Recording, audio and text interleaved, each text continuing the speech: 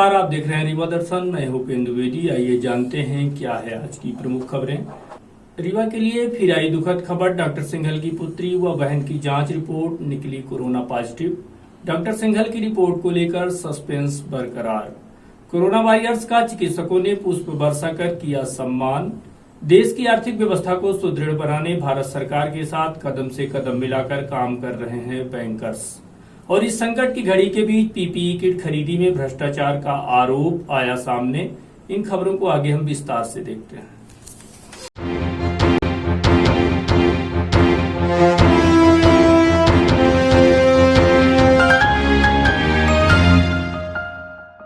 रीवा के लिए फिर आई दुखद खबर। डॉक्टर सिंघल की बेटी व बहन पाई गई कोरोना पॉजिटिव।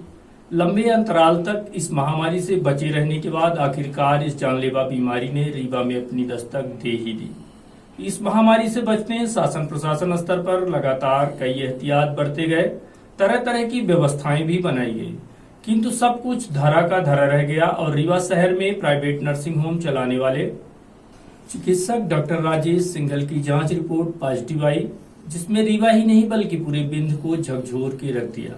इसके बाद भी कई बार हालात और स्थितियां बदली। सोमवार की दोपहर तक रीवा को इसी बीच एक सुकून देने वाली खबर मिली, जिसमें यह बताया गया कि डॉक्टर राजेश सिंघल की जांच दिल्ली में निगेटिव आ गई है। जिसके बाद बाकायदा उनकी पत्नी रेखा सिंघल ने वीडियो रिलीज करते हुए प्रेस को पत्र व जांच रिपोर्ट भी प्रस्तुत की, जिसमें उन्होंने स्पष्ट रूप से बताया कि डॉक्टर सिंघल की रिपोर्ट निगेटिव आई है। आप खुद सुनिए उन्होंने जो बताया। डॉक्टर सिंघल की मिसेस डॉक्टर रेखा सिंघल हूँ। डॉक्टर राजेश सिंघल की कोरोना पॉजिटिव रिपोर्ट के बारे में कुछ बताना चाहती हूँ रीवा वासियों को।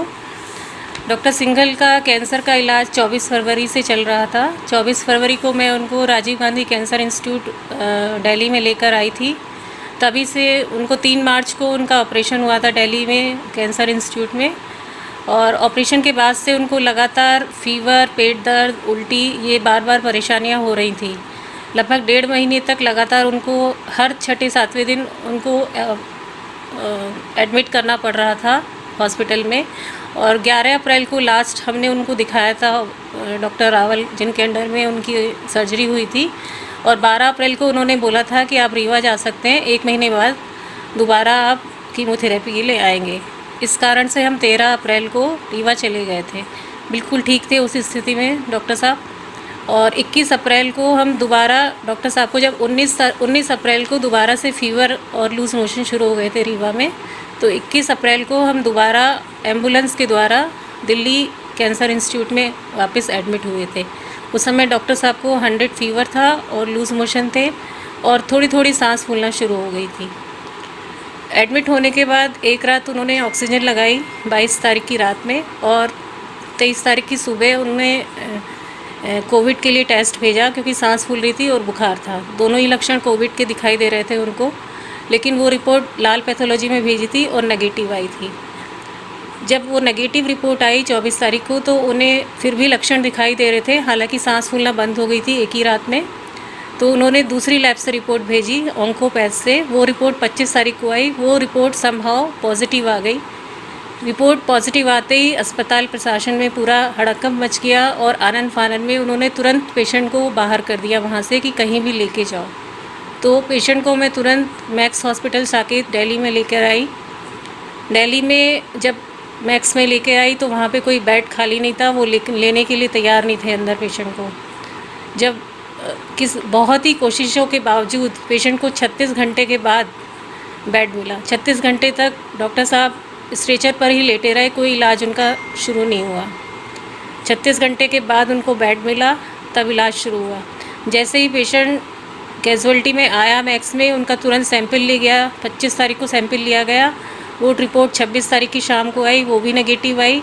26 तारीख को जब नेगेटिव आई तो 27 तारीख की अर्ली मॉर्निंग फिर से रिपोर्ट ली गई, सैंपल लिया गया। 27 तारीख को रात को, यानी कि अभी थोड़ी देर पहले फिर से रिपोर्ट आई, वो भी नेगेटिव आई। लगातार 2 रिपोर्ट नेगेटिव आई हैं। टोटल 4 बार टेस्ट हुआ उनका, उसमें से 3 रिपोर्ट नेगेटिव आई हैं, 1 पॉजिटिव आई थी।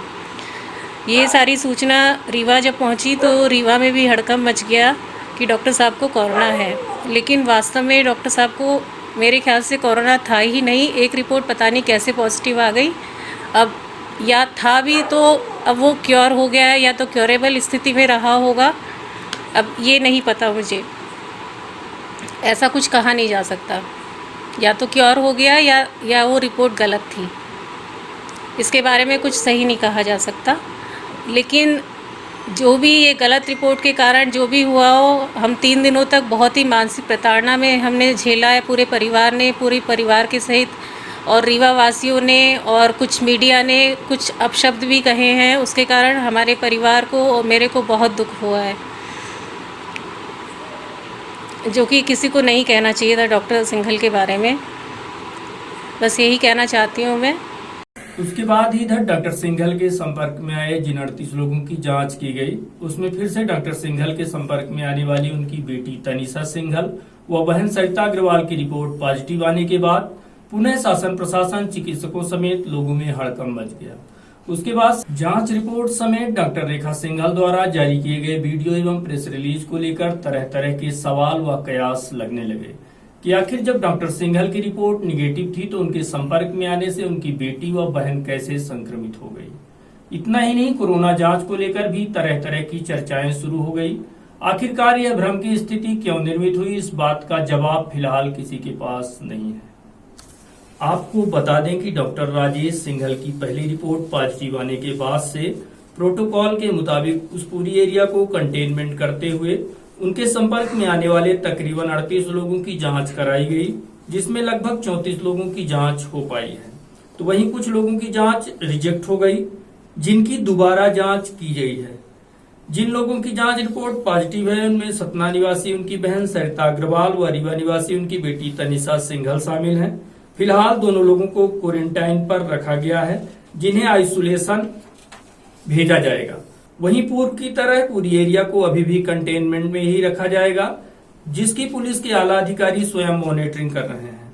हालांकि डॉक्टर की रिपोर्ट पर अभी भी सस्पेंस बरकरार है। वहीं इस पूरे घटनाक्रम को लेकर कोरोना कोऑर्डिनेटर प्रभारी डॉक्टर मनोज इंदुरकर से भी बात की गई, तो उन्होंने बताया कि अभी तक डॉक्टर सिंघल से जुड़े 36 लोगों की जांच की गई है, जिसमें 30 लोगों की रिपोर्ट आ चुकी है, जिसमें डॉक्टर सिंघल की बेटी व बहन की रिपोर्ट पॉजिटिव है।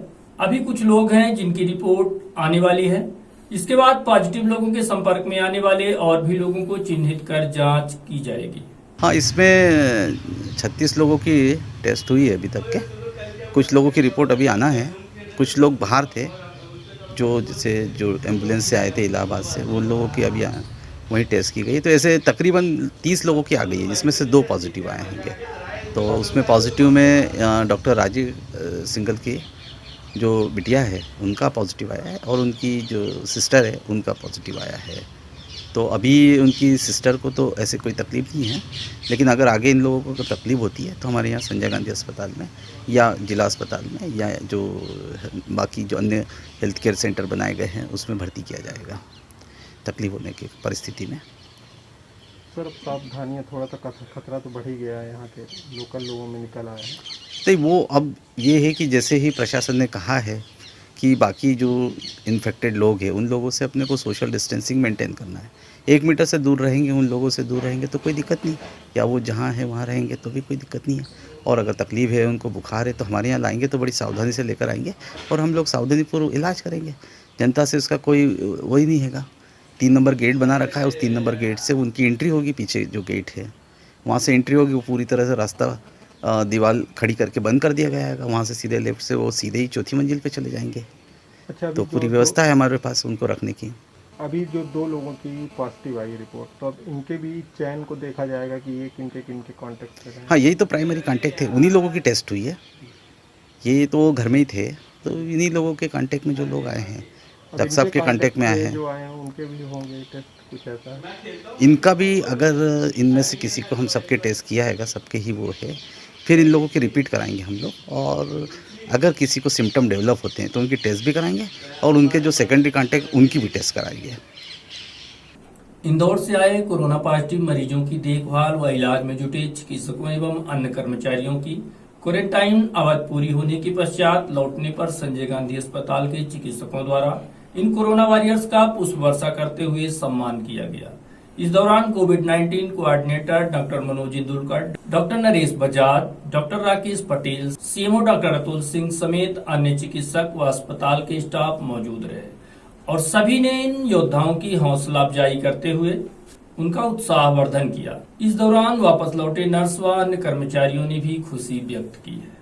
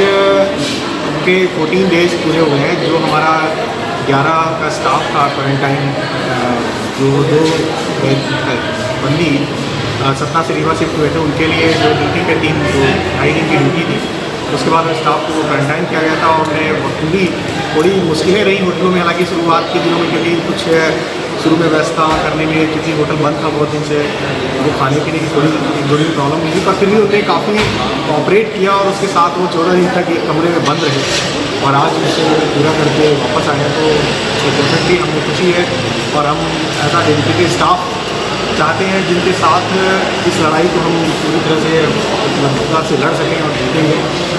और इसलिए हमने उनका वेलकम किया है कि जो उनका मनोबल बना रहे और आने वाला टाइम हो सकता है रीवा के लिए कभी वैसे ईश्वर न करे कि हाँ कोई ऐसी घटना हो या पॉजिटिव कोई एडमिशन हो, अगर होता है तो हम और हमारा जो स्टाफ है वो 4 गेट से लेकर के जो क्लीनर है, स्वीपर है, वार्ड बॉय है, जो वहाँ के नर्सिंग स्टाफ है, जो डॉक्टर हैं, वो सभी एक के साथ मिल करके इस लड़ाई को जारी रख सकें। तो जो डॉक्टर्स थे हमारे दो क्वारंटाइन के डॉक्टर हैं, सारी बता देना, डॉक्टर जुगवेंद्र और डॉक्टर अंसारी, वो 2 डॉक्टर्स तो क्वारंटाइन थे और 2 नर्सिंग स्टाफ जो सिस्टर थी, सिस्टर देशमुख और सिस्टर सोनम। उसके अलावा 7 जो स्टाफ था उसमें ward boy, sweeper, cleaner, liftman, वो वहाँ पे क्वारंटाइन रहे। तो इस तरह से हमने ये अभी प्राइमरी वो पूरा किया है। एक तरह से ये एक्सपोजर भी हमारे लिए और उनके लिए भी, और रीवा के लिए अच्छी बात ये कि उनने बिना किसी इंटरफेरेंस के और बिना किसी ऑब्जेक्शंस के 14 डेज अपने गुजारे हैं और हम उम्मीद करते हैं कि हम आने वाले टाइम में इसे और इस लड़ाई को और बेहतर करें। सभी नहीं, दे आर नॉट वो अभी ड्यूटी पे नहीं लौटेंगे, उनको ऑनरली सुप्रिटेंडेंट की तरफ से 1 हफ्ते की लीव दी गई है और ये बहुत खुशी की बात है। वो अपनी फैमिली के साथ 1 हफ्ते तक रह सकें, कम से कम काफ़ी दिनों से दूर है। उनके दोनों टेस्ट निगेटिव है, सभी का पूरा स्टाफ जो है उनका पूरा टेस्ट निगेटिव आया है, तो वो 1 हफ्ते अपने परिवार के साथ रह सकेंगे। इस खुशी के लिए आगे की 14 दिन तो काफ़ी मरीजों में रहे हैं, तो चूँकि सुप्रिटेंडेंट ने ऑलरेडी उन्हें 1 वीक का लीव दिया हुआ है और ये आफ्टर 1 वीक वो ड्यूटी ज्वाइन करेंगे। Thank you. अच्छा लगा, ऐसे कोई दिक्कत हुई नहीं हम लोग को। 14 दिन क्वारंटाइन होटल में किया गया था, अब हम लोग रिलीव हो गए 14 दिन के बाद, तो 7 दिन के लिए 1 हफ्ते के लिए घर में रेस्ट करने के लिए बोला गया है। ऐसे कोई दिक्कत हुई नहीं, व्यवस्था अच्छी थी। देश की आर्थिक व्यवस्था को सुदृढ़ बनाए रखने की दिशा में बैंकर्स की अहम भूमिका है, जिसे निभाने में तत्परता से कार्य कर रहे हैं बैंक। संकट की इस विपरीत परिस्थिति में देश को संकट से उबारने की दिशा में शासन प्रशासन के साथ बैंकर्स का भी महत्वपूर्ण योगदान है। दुनिया भर में फैली महामारी कोविड-19 के चलते देश भर में किए गए लॉकडाउन के पश्चात जहां लोगों को तरह तरह की समस्याएं झेलनी पड़ रही है, वहीं आगे देश को इसका खामियाजा आर्थिक तौर से भी झेलना पड़ेगा। हालांकि रिजर्व बैंक ऑफ इंडिया समेत भारत सरकार द्वारा इससे निजात पाने कई इंतजाम किए जा रहे हैं, जिसमें दुनिया भर के तमाम बैंक व कर्मचारी अपनी महती भूमिका निभा रहे हैं। संकट की इस विपरीत परिस्थिति में खुद को सुरक्षित रखते हुए बैंकर्स भी बड़ा युद्ध लड़ रहे हैं, जो देश की इकोनॉमी को पटरी पर लाने समेत शासन की प्रत्येक योजनाओं का लाभ जन जन तक पहुंचाने की दिशा में हर वैश्विक संकट के दौर में शासन प्रशासन के साथ कदम से कदम मिलाकर लगातार जन जन तक शासन की विभिन्न योजनाओं को अनेक माध्यमों से लोगों तक पहुंचाने की दिशा में देश के विभिन्न बैंक व बैंक कर्मचारी अपनी महती भूमिका निभा रहे हैं।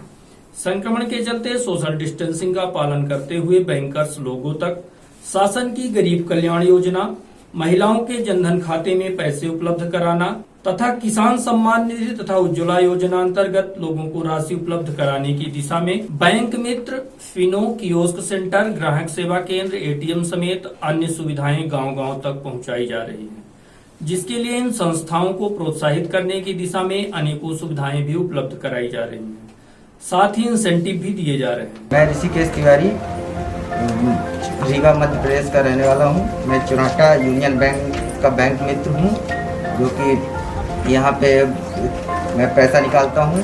टोटल ये सैनिटाइजर लगवा के ग्राहकों को और सोशल डिस्टेंसिंग का पालन करा के इस महामारी में उनको पैसा मुहैया करा रहा हूँ। शासन की जितनी भी योजनाएं हैं उनका जो भी पैसा आ रहा है हम उनको दे रहे हैं, उनको कोई दिक्कत नहीं हो रही। उनको ज़रूरत पड़ने में उनके घर भी जाके उनको दे रहे हैं पैसा, और सभी तरह की योजनाओं को उनको पैसा मिल रहा है। मेरा मनरेगा में 1056 रुपये यूनियन बैंक चुनाटा में आया हुआ है, जो कि हम यूनियन बैंक क्लियोप सेंटर से प्राप्त कर चुके हैं।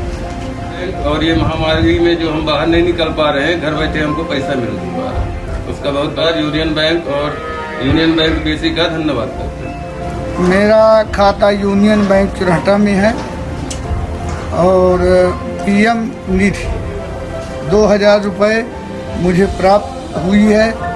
साथ ही यानी हम 3-4 किस्तों को प्राप्त हो चुकी है, और वृद्धा पेंशन भी हमको प्रति 600 रुपये प्रति माह मिल रही है, जबकि इस महीने में दो माह की वृद्धा पेंशन आई है।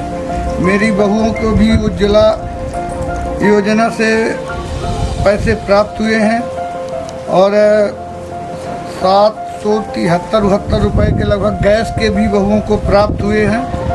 इसके लिए हम यूनियन बैंक को, पीसी को, सभी को बधाई देते हैं कि हमें बैंक जाना ही नहीं पड़ता।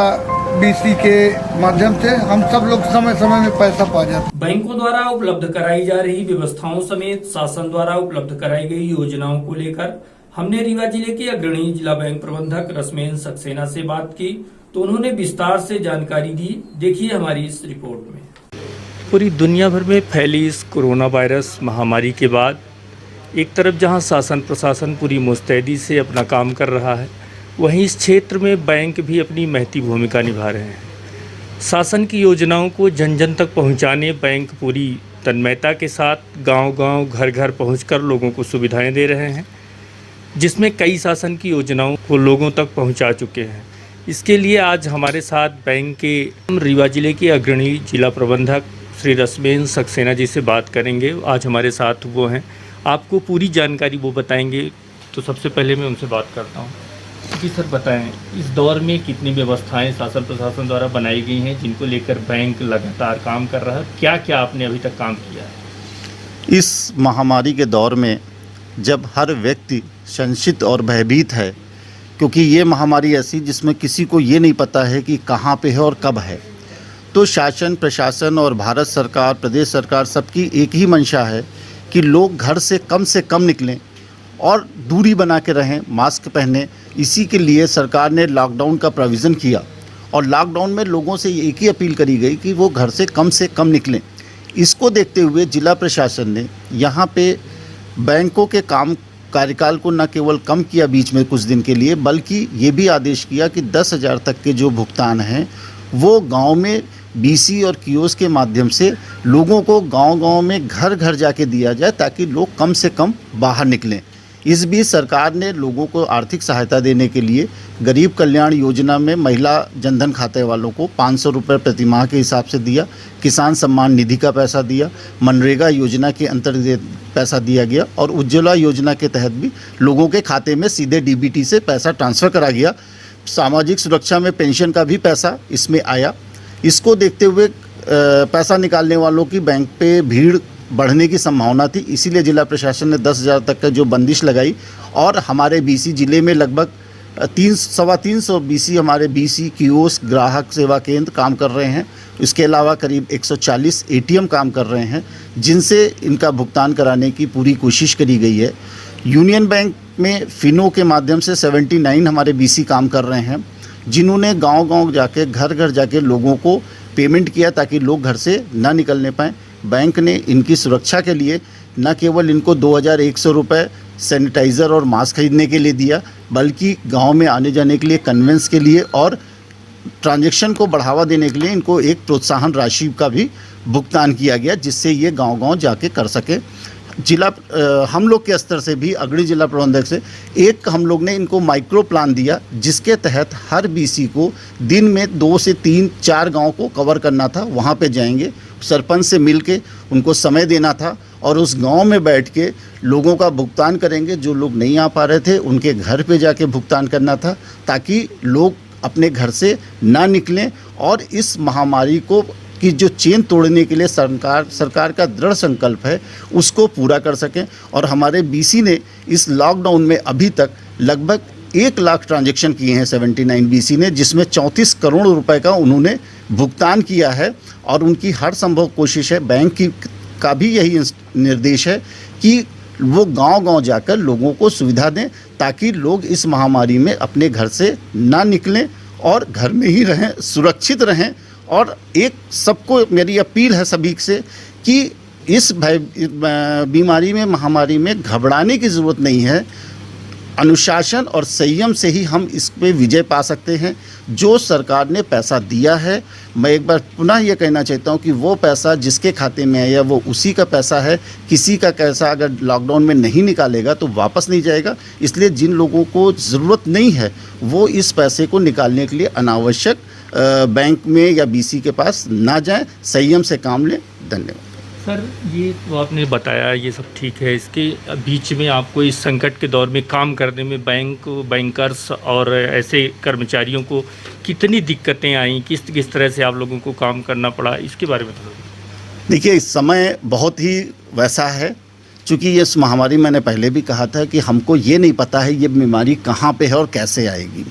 हम बैंक में चाहे बीसी काम कर रहा है, चाहे हमारे बैंक के साथी काम कर रहे हैं, चूँकि वो नगद का लेन देन करते हैं, पासबुक अपने हाथ में लेते हैं, जो आदमी पैसा जमा करता है निकालता है उसका विड्रॉल साथ में लेते हैं, तो इसमें रोग को फैलने की संभावनाएं पूरी रहती हैं। इसी से बचने के लिए बैंकों ने तमाम उपाय करे, जैसे हमारी लगभग हर शाखा में आज की डेट में सैनिटाइज़र का प्रयोग हो रहा है। स्टाफ के लिए भी, जो कस्टमर आता है उनको भी हम हाथों को सैनिटाइज़ करके तब अंदर आने देते हैं। हमारी ब्रांचेज़ में सैनिटाइजिंग मशीन लगाई गई। हमारी शिल्पी प्लाजा ब्रांच ने क्या कहते हैं थर्मल स्कैनर को लगाया। तमाम जगहों पे हमने ब्रांच के सामने, डिफरेंट बैंक ने, ब्रांचेज़ ने टेंट लगाए ताकि लोग सोशल डिस्टेंसिंग के फॉलो करने के लिए, अगर उनको धूप में दिक्कत हो रही है तो वो वहाँ पे भी खड़े रहें।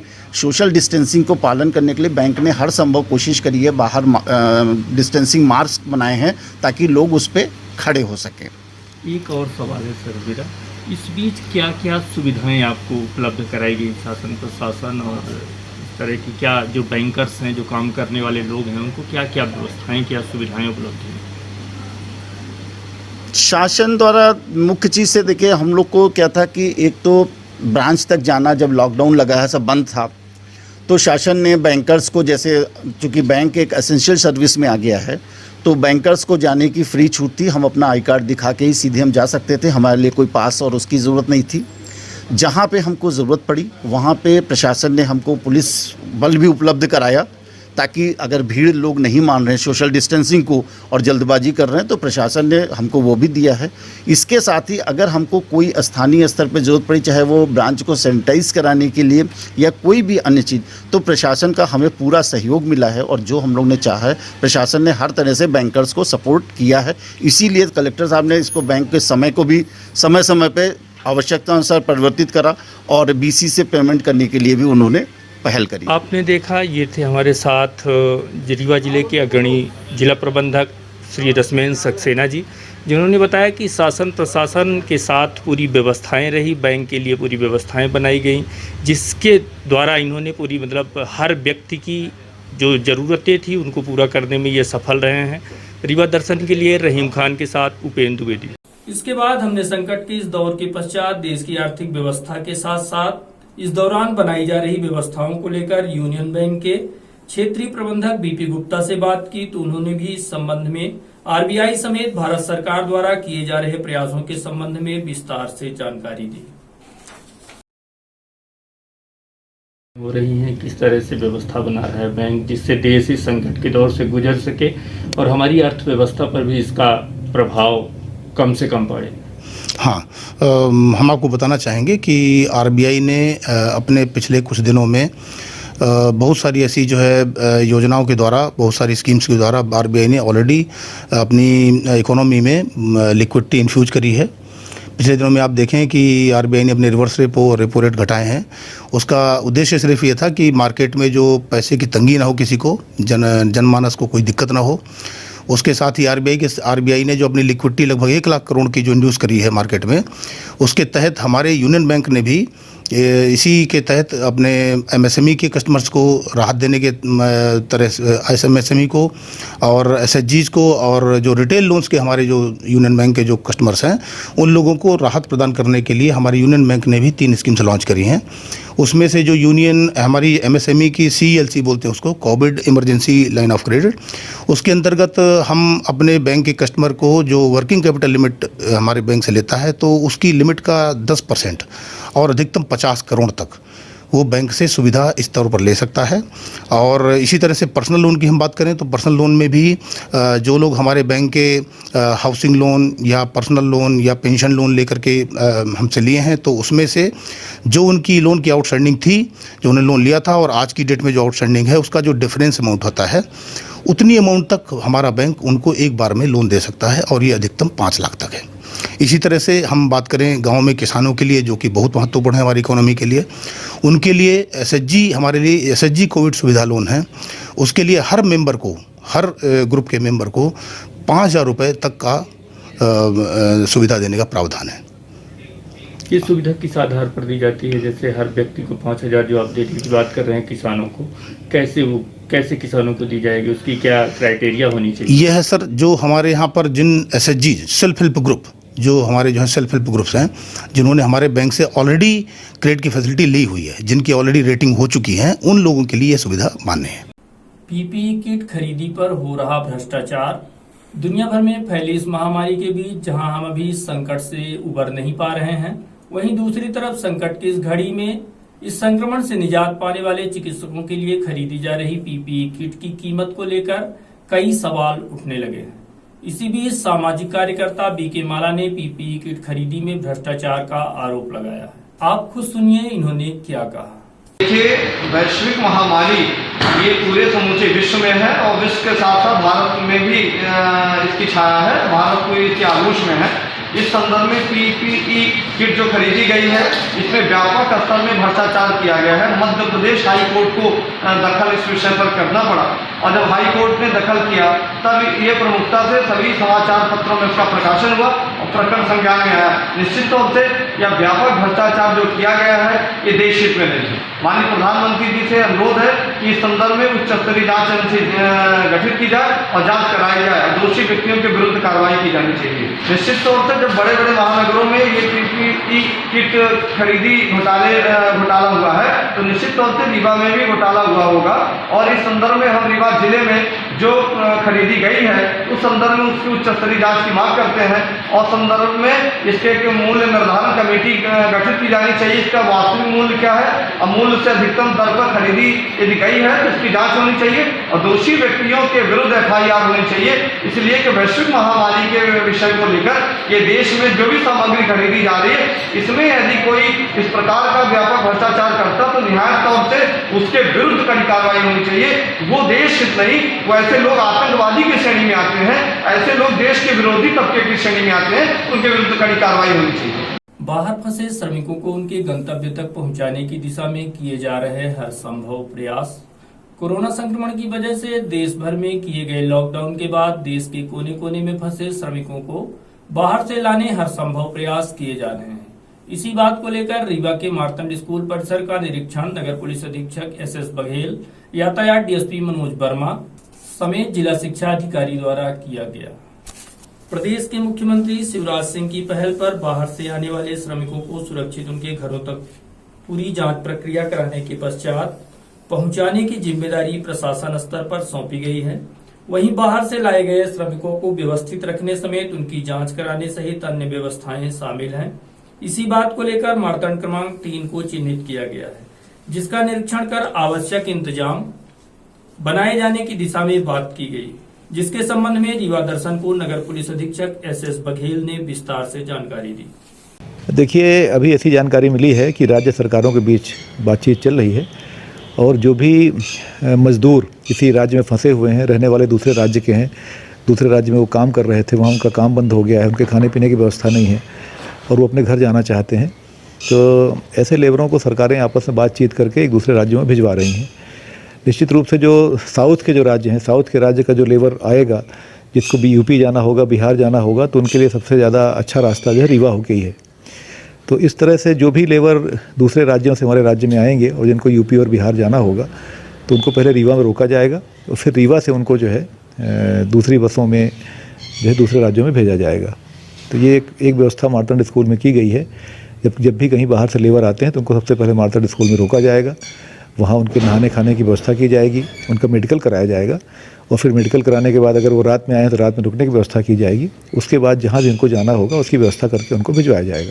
अभी तो हमारे पास लगभग 1100 लोगों की सूची आ चुकी है जो बाहर से आने वाले हैं और मुझे लगता है कि इससे कहीं बहुत ज़्यादा लोग आएंगे। देखिए, ये व्यवस्था जो है लोगों की संख्या पर निर्भर करेगी। अगर कम संख्या पे लोग आ रहे हैं तो इसके लिए मार्तंड स्कूल पर्याप्त है। अगर संख्या बढ़ती है तो इसके बाद हम TRS कॉलेज है, इंजीनियरिंग कॉलेज है और मार्तंड स्कूल है, मार्तंड स्कूल नंबर 2 भी है। इसके अलावा जो है हमारे पास ज्योति स्कूल है। मैंने पूरे शहर में इतने सारे शिक्षक संस्थान खाली हैं, उनके लिए हम व्यवस्था करते जाएंगे। सबके मुड़े चढ़ा कोरोना बघेली गीत को रीवा दर्शन के माध्यम से पेश किया जा रहा है, जिसको लिखा है कैलाश तिवारी ने और अपनी सुमधुर बघेली आवाज से सजाया है सतीश मिश्रा ने। तो प्रस्तुत है ये बघेली कोरोना गीत, जिसे सुनकर आप अपने मन को सुकून देंगे। हालांकि इससे पहले भी मेरे द्वारा सतीश मिश्रा के कई गीत प्रस्तुत किए गए हैं, लेकिन यह गीत अपने आप में अलग स्थान रखता है। तो सुनिए ये बघेली गीत।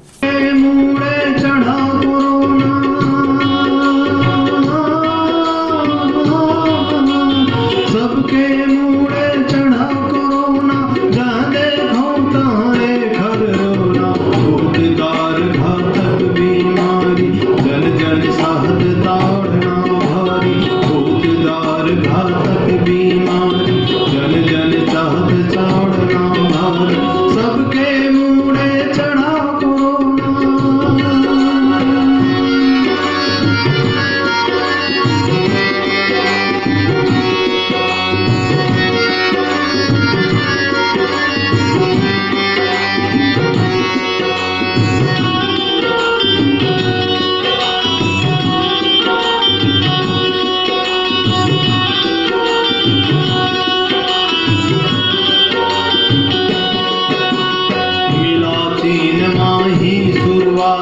फिर चढ़ा दुनिया के छाती,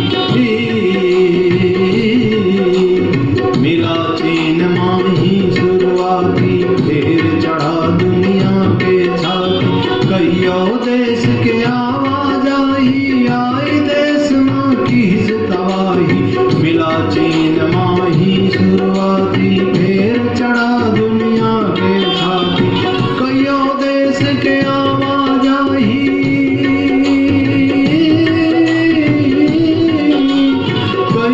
देश के आवाज आई देश माँ की तबाही, सबके मुँह चढ़ा कोरोना, जब देखता है घर रोना, सबके मुँह चढ़ा कोरोना, जब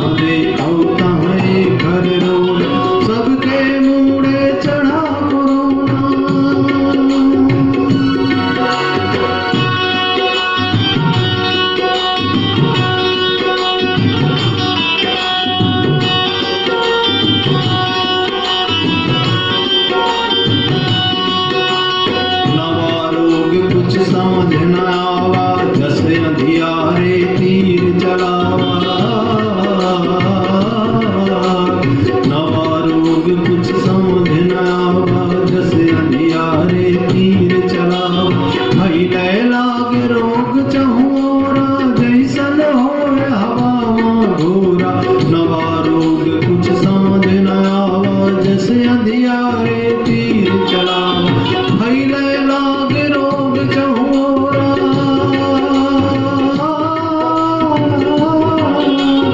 भइले लाग रोग चहोरा जैसन होए हवा घोरा के मुँहे चढ़ा कोरोना न देखो ताहे करो के मुँहे चढ़ा कोरोना न देखो ताहे करो सबके मुँहे चढ़ा कोरोना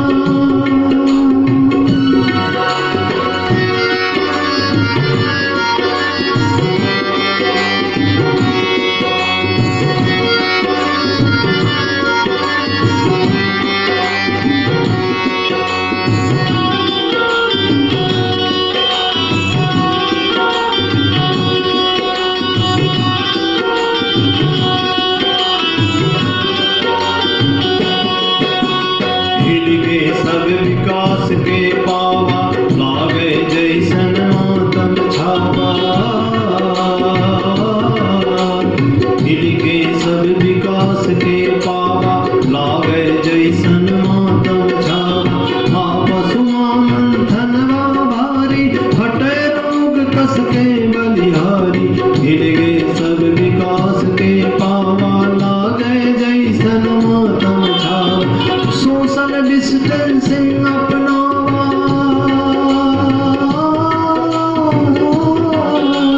सोशल डिस्टेंसिंग अपनावा महामंत्र अभैया सुझावा लेकिन कहीं न करे पाया वाहन बंद न आना जाना मरे न भूख प्यासा एक हर की ही व्यवस्था खासा सबके मुँहे चढ़ा कोरोना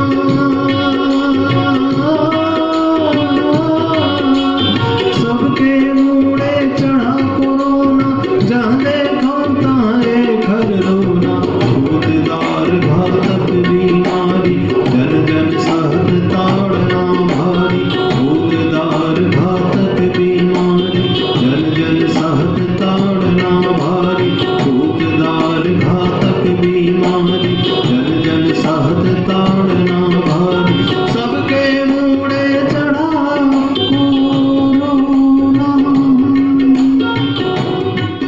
विभिन्न प्रांतों से रीवा पहुंचे श्रमिकों को बसों में पहुंचाया गया उनके गंतव्यों तक। लॉकडाउन की वजह से बाहर फंसे लोगों के सामने खाने पीने समेत कई अन्य समस्याओं का सामना करना पड़ रहा है, जिसकी वजह से लगातार लोग पलायन कर रीवा पहुंच रहे हैं, जिनकी पूरी जांच कराने के पश्चात इन्हें इनके घरों तक पहुंचाने सभी इंतजाम किए जा रहे हैं।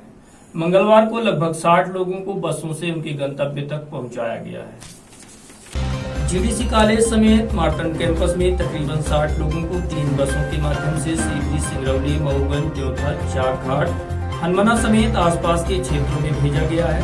बाहर से आए श्रमिकों की स्क्रीनिंग जांच के पश्चात बाकायदा तहसीलदार यतीश शुक्ला व उनकी टीम द्वारा लिस्टिंग कर उन्हें भेजने का काम किया गया है। ये शासन के निर्देशानुसार जैसे कि शासन के निर्देश हैं कि जो भी श्रमिक आ रहे हैं, बाहर से प्रवासी मजदूर आ रहे हैं, उनका मेडिकल स्क्रीनिंग करवा करके उनके गृहग्राम या गृह जिले जो भी हैं पास में हैं उनके पास भेजा जाए। यहाँ पर हमारे पास से अलग अलग जिलों से वाहनों के माध्यम से लोग आ रहे हैं, मजदूर आ रहे हैं, प्रवासी मजदूर। मेडिकल स्क्रीनिंग कराने के पश्चात जो भी हमारे रीवा जिले के भीतर के हैं और हमारे संलग्न जिलों क्षेत्र के हैं उनको अपने बस वाहन माध्यम के हिसाब से भेजा जा रहा है सभी को। ये रखने के लिए तो हमारे पास जीडीसी का हमारा शेल्टर हाउस है, 2 ब्लॉक वहाँ पर, ए ब्लॉक और बी ब्लॉक है, कन्या छात्रावास वो है हमारे पास, ज्ञानोदय का एक है और नए स्थान आज चिन्हित किए जा रहे हैं और क्योंकि बल्क में आने की संभावना है ऐसा, तो नए स्थान चिन्हित किए जा रहे हैं। अभी तो निरंतर हम लोग 3-4 दिन से कर ही रहे हैं लगातार। अभी ये 60 लोग हैं जिनका मेडिकल स्क्रीनिंग हुआ है। इसमें से अधिकांश लोग हमारे रीवा जिले के ही थे, तो जो कि अलग अलग गाँव के देवतालाब, मऊगंज, हनुमाना के थे, उनको भेजा गया है। कुछ लोग जवा और त्योथर के थे, उनको उस रूट पर भेज दिया गया है। और ये बस सीधी सिंगरौली के हैं 17 लोग। ये सब अलग अलग क्षेत्रों के हैं। कुछ लोग मुंबई से आ रहे हैं, कुछ लोग गुजरात से, अहमदाबाद या सूरत के क्षेत्र से, जहाँ भी मजदूरों का काम है बेसिकली वो उसी क्षेत्र से आ रहे हैं अधिकांश लोग। और अब चलने से पहले आज की प्रमुख खबरें एक बार फिर। रीवा के लिए फिर आई दुखद खबर। डॉक्टर सिंघल की पुत्री व बहन की जांच रिपोर्ट निकली कोरोना पॉजिटिव। डॉक्टर सिंघल की रिपोर्ट को लेकर सस्पेंस बरकरार।